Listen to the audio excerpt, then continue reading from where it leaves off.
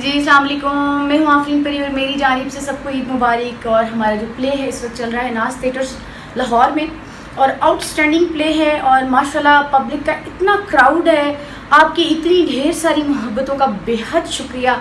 Doctor Ajmal Malik की तहरीर व हिदायत में outstanding play I love you Eid, ये हमारे प्ले का नाम है और इसमें सुपरस्टार्स काम कर रहे हैं और उनकी परफॉर्मेंसेज आउटस्टैंडिंग है। जैसे कि आप हमारे काम को पहले भी बहुत सराहते हैं, बहुत मोहब्बत करते हैं, इसी तरह आपने ईद पर भी हमें बहुत सारे मोहब्बतों से नवाजा।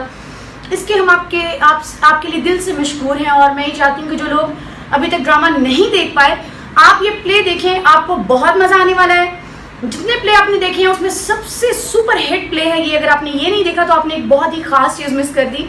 ड्रामा देखने ज़रूर आए, नाज थिएटर में आउटस्टैंडिंग प्ले चल रहा है। इसमें सबकी परफॉर्मेंसेज में आप यकीन जाने, लड़कियों का टक्करदार ज़ोरदार एक मुकाबला है डांस का, जिसमें बहुत मज़ा आ रहा है।